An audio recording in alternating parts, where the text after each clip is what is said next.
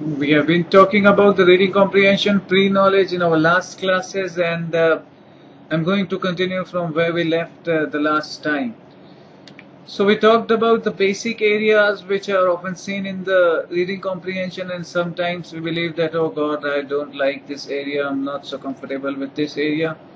So what I intend to do is I'll talk about the US issues, US history, and some of the Renaissance and arts and all those aspects.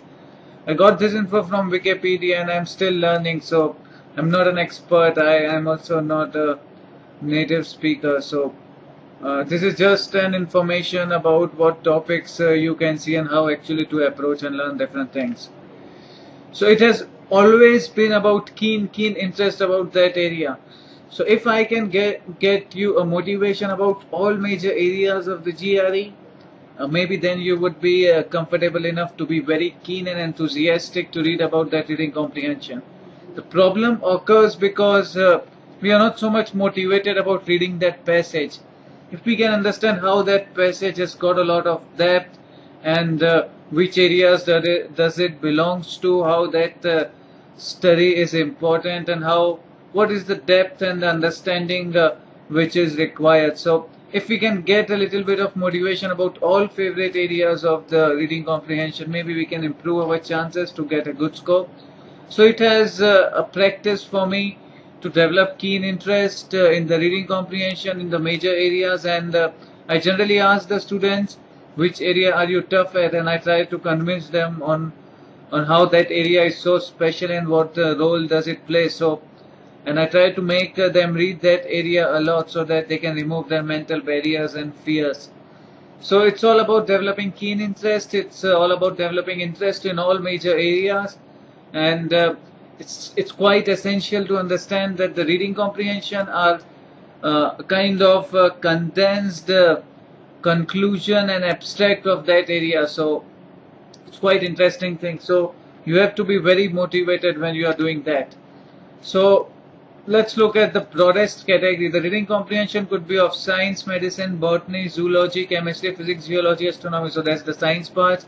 Then we have the humanities part. Then we have the social science part. So these are the three parts, and these are actually the three major areas of academia in the modern world that we have today. Science and engineering on one side, the social science, economics, and the government, political science, law, which is on the other side, and we have the arts and literature on the one side. So these are the three centers of the academia that we have today.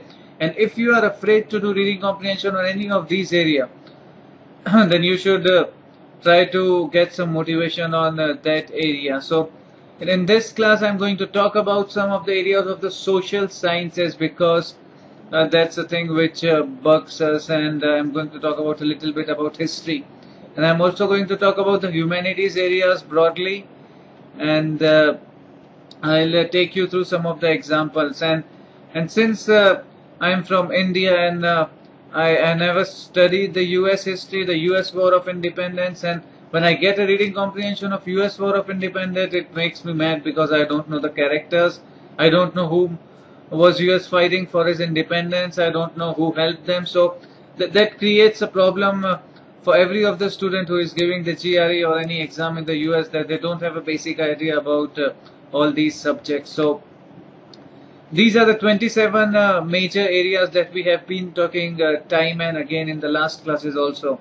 And this time we are going to get into some of the areas. So one hot theme which has been in the political science, if I talk about the reading comprehension in the political science, then you have the communism versus the capitalism. And you should be aware of two very basic definitions. Because if you are from an engineering background and you've never touched upon the difference and the depth of how these areas work, then you could be in some problem. So for all the engineers who are giving the GRE, for all the people who have never studied about these aspects, let me talk a little bit. So communism very abstractly says that the property should not be owned by the government, it should be owned by the individual, it should be owned by the communism says that the property should not be owned by the individual, it should be owned by the government. So that's what it says.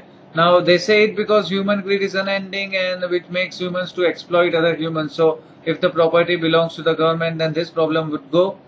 But the constructive capitalism says that the property should be privatized and market forces are mature enough to decide the prices. So that's the basic difference. And the communism is of various type, Marxist, Maoist and Leninist, depends on various ideology. One is industry specific, one is agriculture specific, and all those aspects. So there could be a reading comprehension comparing different type of communism if it is from history. So just develop keen interest about this is a very important part, because we are living in a democratic and capitalistic system. So had we rejected these system, communist system, there must be a reason.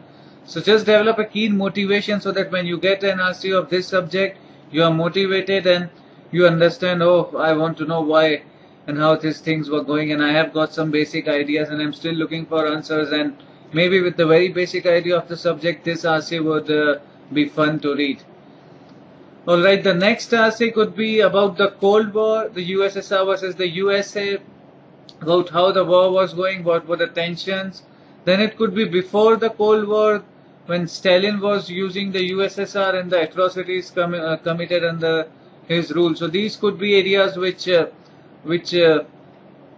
could play problems if you don't know. Now, Renaissance has been one of the major areas in arts. If you talk about the arts, it's about rebirth of arts culture after a state of dormancy in Europe. So we have a few important people who are often seen in the arts reading comprehension. They are the Da Vinci, Columbus, Newton and Michelangelo. And I'm going to talk about one of the best creations of each and every one of them. Okay, so the sculpture, the David made by the Michelangelo, it's a superb and one of the best sculptures, and it reflects the depth of the guys at the Renaissance. So that was one part of the arts aspect. Now let's talk about a little bit about the economics, recession. There could be a reading comprehension on global warming, which is of course another important aspect. Recession has created a turmoil, job loss, job rate and economics. So if you are somebody who has never studied economics, you are from engineering background, I want you to just get a brief idea about economics, maybe in around 10 minutes or 15 minutes or an hour or a day, whichever fits you good, so that when you get an RC, whether it be in GMAT or it be GRE, then you are quite confident to understand the depth of the subject, because it would be requiring a little bit of pre-knowledge to actually understand the depth and the complexities involved which are being discussed. Now moving back to history of US, you should know about the US War of Independence, and the US fought against the British and claimed their independence in 1776 as the United States of America.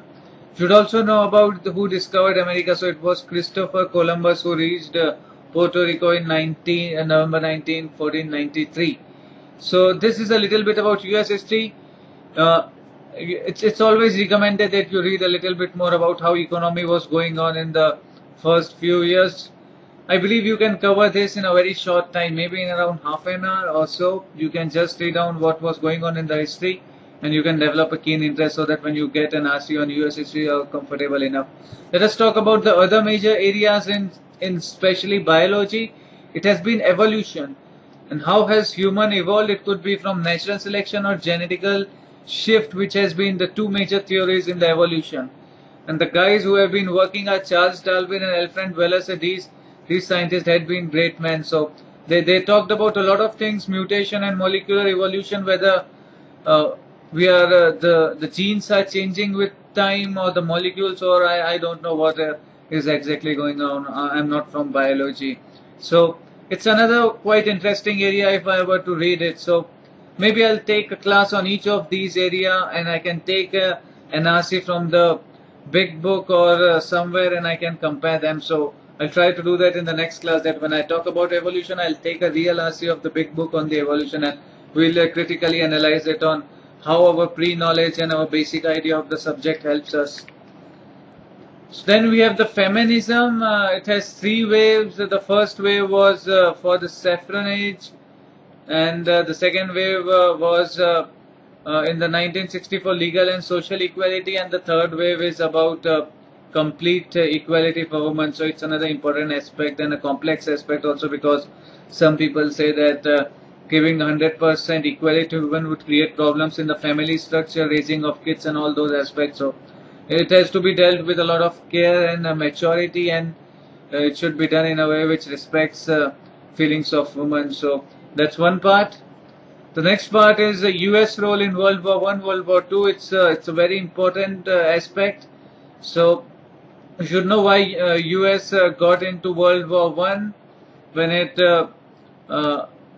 when Germany U-boat sank the British liner Lusitania 1915-128 America. So that's what brought them, and in World War II the Pearl Harbor attack. So there could be an RC on these two biggest events that took US into the war, and it suffered a great deal of loss.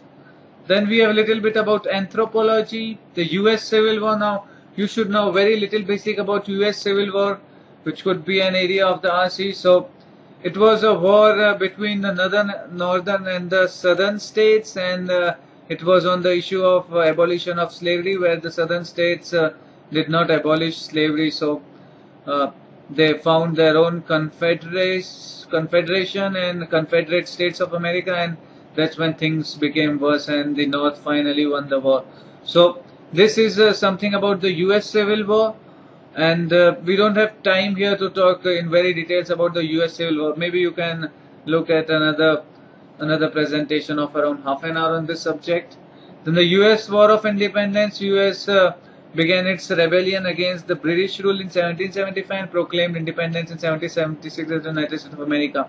And they defeated Britain with the help of France.